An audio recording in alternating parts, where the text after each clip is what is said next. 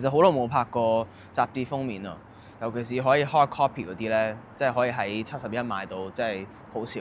所以今次你哋揾我其實幾開心。如果有封面可以影嘅話，又可以71買到，咁就叫佢哋一齊影咁。有分3組嘅，咁當然一直以來合作嘅人應該叫唔晒嚟嘅，即係有啲人可能都唔得閒咁樣，所以就叫咗啲最 close 嘅。咁影嘢嗰班就叫東風財運啦。咁係拍 Boyfriend Material 嘅時候識嘅，係大概21年1月2月嘅時候。跟住之後仲有一批之後嚟緊咧，就係同我做音樂嘅，就係我第一隊嚟香港表演嘅 band 嚟嘅，有 bass 啊、鼓啊、彈係嘛，有 Teddy、Patrick 咁樣。跟住之後仲有啲華納嘅員工，有個 producer 叫 Vienna， 所以就係咯，拍攝、音樂同埋 management 咯，3隊人咯，即係好似踢波咁樣。一齊踢好玩過一個人踢咯，咁自己一個人踢可能有時都會嘅，咁你要練習下噶嘛都。但係如果有機會可以同一班人一齊玩，咁佢哋又肯玩咁樣，咁就我自己一定會揀同一班人玩咯。我唔係我，因為我淨係做音樂，咁我就識啲音樂人同即係識音樂嘅人我先做 friend 噶嘛。我係咩人都可以做個 friend 噶嘛。即係你掃地我都同佢做個 friend，即係我覺得係咁樣咯。呢個係做人咯，我覺得越嚟越大就識多啲新嘅人，跟住之後識啲同你做好唔同嘅嘢，同你做啲差唔多嘅嘢，就算做啲你唔中意就去個作品嘅人，我覺得你都要識下咯咁。我覺得呢個係做藝術，即係或者而家去到呢個位啦，我成日都有諗，其實好感恩啊！即係我可以做我自己中意做嘅嘢，我就係整歌嘅啫。我拍 MV， 我做藝術創作嘅啫。即係我唔係好似大部分香港人要每日翻工啊。因為我有啲 friend 係即係每日翻工，即係有啲 friend 同我好 close 嘅，但係都嚟唔到，因為佢哋喂到聽日要翻工，我11點我影到，即係就會俾咗好多時間。即係做藝術創作，我覺得係俾咗好多時間落去思考呢個社會係點樣喐咯，或者思考下即係我嘅地位係乜嘢。因為我有時間啊嘛，即係我唔使聽日9點鐘起身，我係幾時起身都得。咁呢個我覺得係一個優勢嚟嘅。首先係唔會有走攬老闆噶啦，你永遠你聽呢首歌，你就要聽埋攬老嗰 part 噶啦。我唔會減咗佢咯。但係同一時間我覺得好搞笑，因為我同佢有傾過嘅。一開始我又問佢：喂，有冇事啊？會有啲人唔中意你段 verse 喎？佢話冇嘢嘅，係咁噶啦。佢開頭講詞出歌都有啲人唔中意咁樣。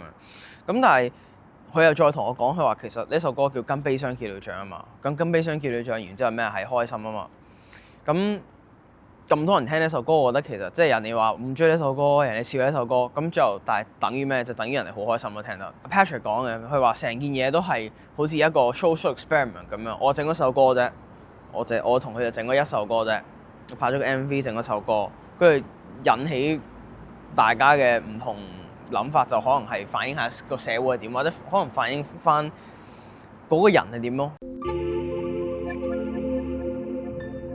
可能呢個係幕前同幕後嗰個分別啊，就係幕前咧，你會俾人佢係一個已經唔係一個人啊，佢係一個 topic 啊。但係呢個我覺得都唔係錯咯，即係當然有啲有啲呢個 idea 係不停去 struggle 嘅，即係我覺得作為一個人類嚟講，呢個都會係一個 struggle 啊嘛。即係有時候係點解你會咁我？跟住有時候都唔係啊，都幾好啊。跟住有時係我唔明白，但我唔會因為 comment 而唔創作噶嘛。呢個我覺得都好矛盾啊。即係藝術創作係我覺得咁樣，我想整呢啲嘢。咁如果我為咗呢啲人而唔去整呢啲嘢，咁就違背咗呢個藝術創作嘅原意咯。其實我覺得但係好呢個 big debate 嚟嘅，我覺得係啦。我係做藝術創作嘅，但係點解我要跟隨你咁多規則咧？我要跟隨要變咗咁嘅人，我要咁嘅人，我要做呢啲，我要做呢啲，我做呢啲，我一定要咁樣。我覺得我唔明白咯，有時候我覺得好矛盾咯。即係藝術係要抒發自己噶嘛，咁但係抒發自己有時候啲人就覺得咩料？點解你咁樣噶？咁我就唔係好明白咯。我覺得必須要克服嘅呢個，必須要克服，即係啲僆仔中意你啲歌咁樣，咁點你都要係一個好嘅學習對象咯，係咪？即係你唔可以有錯嘅生活觀念，你唔可以有唔好嘅生活習慣，你一定要 OK。或者 set 一個好嘅榜樣。即係當你把聲係有 influence 嘅時候，你就必須要負責。即係蜘蛛俠都講啦 ，with greater power comes great responsibility 啊嘛。我覺得係因為我由始至終我個目標唔係出名同埋唔係做公眾人物咯，所以我嘅指南針永遠都唔會係即係我要出名啲，我要出呢啲歌，我要點樣，而係我出去做音樂咁樣。咁當你個高係好純粹，我高純粹咁樣整歌同埋整 MV 咁樣拍嘢啫嘛。我學校我校長、身邊嘅老師、身邊嘅導師，我覺得全部都好緊要咯，即係對我有呢個諗法。之前問我靈感呢樣嘢啊嘛，咁我咁深刻嘅一次心碎，咁我作咗好多首關於呢個嘅歌。咁大家中意，咁就係咁樣咯。即係我冇特登，我唔係寫咗好多，我唔係每一首歌都係寫情歌，我冇呢個咩嘅，係只不過我寫情歌寫得好咯。你樣咯，即係屆屆都出情歌㗎啦，個個都出情歌咁樣。但係我每次出親你都聽喎，咁樣咁咪話我作情歌，但係我就好多其他歌㗎嘛咁樣。咁但係我覺得慢慢開始佢哋都我睇埋其他歌啊，其實我原來嗰個人唔係淨係咁樣嘅咁樣。咁但係我覺得唔係只係香港人，我好多人都好膚淺嘅，即係佢哋係呢個係咁樣嘅，我一定係咁樣㗎啦。但係佢唔會可能再即係深思熟慮咁樣，或者再研究下其實佢係點樣咧，佢點樣行到去呢個位咧，或者佢哋都未必會褪下一步去睇下其實呢個人究竟諗咗啲咩咧？咁我覺得好少人會咁樣去睇咯。咁但我又唔係好中意解釋自己喎。我覺得做啲訪問都好嘅，因為好多時候我覺得我都依然係一個謎嚟嘅。即係就算對於呢啲傳媒記者嚟講啊，到有啲觀眾嚟講，我覺得我都係一個謎咯。即係佢哋 get 唔到我係想做啲咩咯。which I think is fine。